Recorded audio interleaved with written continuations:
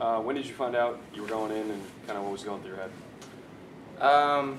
Tanner came off the sidelines pretty banged up. I think it was late in the third quarter, and he went to go see the trainer, and Coach Lashley told me to start getting loose, so I got loose, and I was ready to go. I really wasn't a whole lot in my mind. I was just trying to be present, stay ready. You know, you prepare all year for a moment like this, and I felt like I was prepared. How do you stay sharp and stay into the game when you never know whether you're coming in or not? Yeah, it's just trying to get as many mental reps as I can from the sideline. You know, I know each play that we're running before we run it, so just kind of playing out that play in my mind before the play, and then seeing how you know, what coverages they're in, how they're playing the game, and just try and pick up on tendencies. And it's always good to be on the sideline next to Coach Lashley and have other coaches around so you can hear the input that they're giving, and it's really just getting those mental reps from the sideline.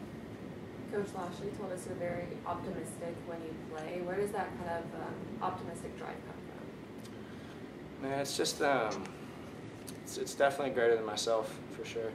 I think my faith plays a huge part in that, being able to go out and just be free, knowing that there's nothing that can hold me back because of what's already been done for me. And it's really hard not to be positive and optimistic when you have guys on your team like Rasheed Rice and Austin Upshaw and Moochie. It's like stepping into a game. It felt like I was going out and playing Little League again, and it's pretty hard not to be positive and optimistic when you've got so many playmakers on your team. Did you feel kind of pretty quickly that you did kind of? I mean, you've always stayed ready. You know, you warm up a lot, even in other games where it's not clear to be going in. But did you feel like you kind of caught a rhythm pretty quickly, and maybe that was beneficial? Definitely, yeah. I think it. You know, honestly, part of that is taking a hit. You know, kind of getting my bell rung a little bit, kind of wakes you up, gets those jitters out of you, so that felt good. And then I think the first drive we went in, we were moving the ball pretty well. We just couldn't finish, but after that drive, I felt like I was in rhythm, for sure. Coach Lashley talked quite a bit about the wind and how that affected the passing game and the kicking game. When you're playing in a game like this with that strong a wind, do you think during your throw that you've got a heavy wind behind you or you're throwing into a wind? How much do you adjust the way you're throwing the ball? Not at all, really, to be honest. I mean, there's so many moving parts and so many things that I have to be aware of that the wind's kind of not really on my mind. No. What was that first touchdown pass like? Obviously, got a little deflection on it, but just to see the ball come out of your hands and end up in your receiver's hands in the end zone. Yeah, that was exactly how we practiced it. I don't know what you guys were thinking.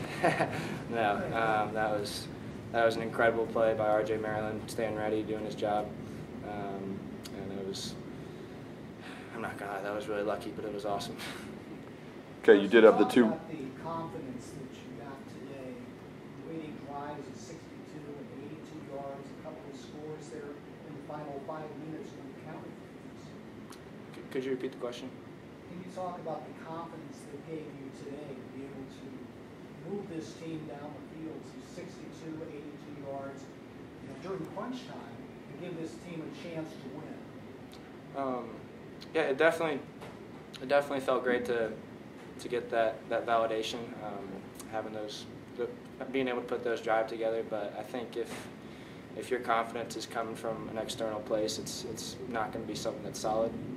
So really, where I find my confidence is in the preparation, everything that we do leading up to the game, and then you know, once you get onto the field, it's about just surrendering the outcome and doing everything you can, controlling everything you can control, and just cutting it loose. How frustrating is it to get another close loss like you guys have had? I mean, you've had multiple now as a team. It's very frustrating. There's guys who have poured 4, 5, 6 years into this program to build something special, and there's still no doubt in my mind that we have a championship team in that locker room. It's just a matter of whether or not we can finish and put it together. You know, the scoreboard is what it is, and it sucks to lose. I mean, I hate losing more than just about anything. But like I said before, it's just about being positive, and like I really don't go out there and play for myself. I play for those guys who have been here for these past 5 years trying to build something, and so that's really who I'm thinking about right now. Coach Lashley was talking about how a loss is a loss. There's no such thing as a moral victory, but you did help engineer a comeback that ended this as a 2-point margin. Does that give you any boost going forward? Not just you individually, but just the team, that you got that close against a nationally ranked team? Maybe a little bit. I think maybe a little bit. We wanted to come out with a win. That's what we expected to. That's what we wanted.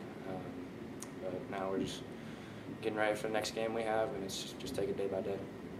Your defense really kept you guys in it. And just what can you say about the defensive effort? Incredible. Our defense. We have the best defense in the conference and the best defensive coordinator in the conference. They played lights out against a really, really good offense, and I couldn't be more proud of those guys. We're good. Okay. Thanks. Thank you, guys. Thank you, Appreciate it. Preston.